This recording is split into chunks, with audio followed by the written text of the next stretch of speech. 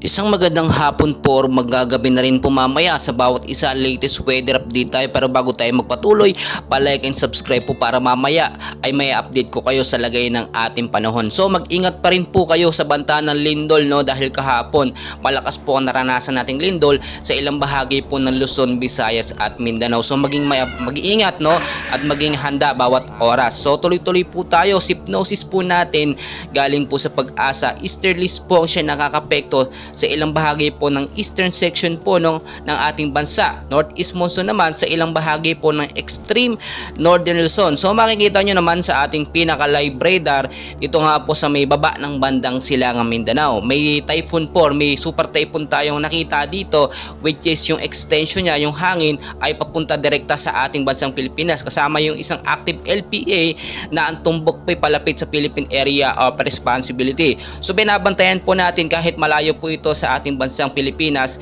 yung direksyon niya na pwedeng pumunta or dumaan sa ating bansa. And as of now, no, makikita nyo mabuti, itong typhoon na ito ay naglalaro sa 120 kilometers per hour ang lakas ng hangin.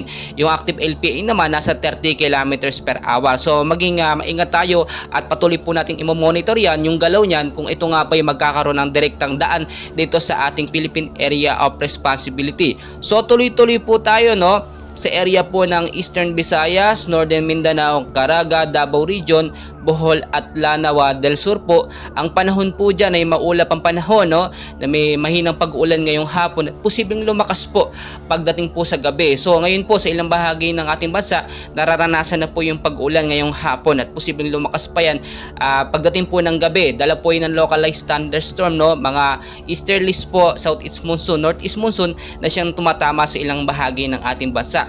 Sa area po ng Batanes at Babuyan Island, ganun pa rin po maulap ang panahon ngayong hapon na may mga isolated light rains po, mahina pag-uulan hanggang sa lumakas pagdating po ng gabi, no, at patuloy po natin babantayan niya. So yung may mga lakad po sa gabi or mga uuwi galing eskwela, ugalin pong ihanda ngayong jacket, kapote o kaya naman pa yung panlaban nga po sa pag-uulan in case magkaroon ng pag-uulan. Kaya din po sa area ng Metro Manila at ilang bahagi ng ating bansa, light rains din po, no, maulap na panahon hanggang sa posibleng lumakas pagdating ng gabi. So tulad ng aking sinasabi, kahit po mga localized thunderstorm lang ang ating hypnosis sa Philippine Area of Responsibility natin, no, or mga easterlies lang, wag po natin baliwalain. Minsan po mas malakas pa yung mga ito sa tinatawag natin na super typhoon or mga typhoon. Ang typhoon po, super typhoon, minsan bugso ang lang isang beses lang, no, pero ang mga easterlies or mga localized thunderstorm, minsan po tumatagal yan ng ilang buwan, mga ilang linggo, at nanatili po ang pag-uulan sa mahina hanggang sa paglakas.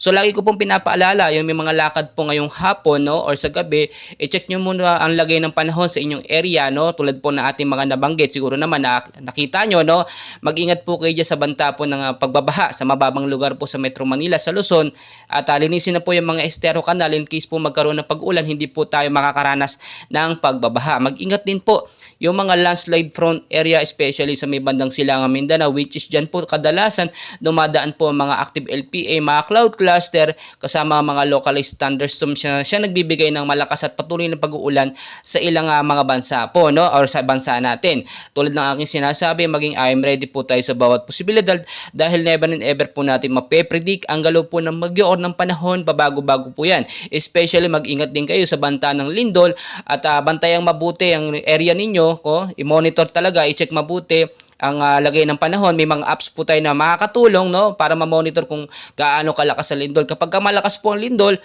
talagang yung mga safety protocol gawin po natin yan. Maraming salamat po sa inyong lahat.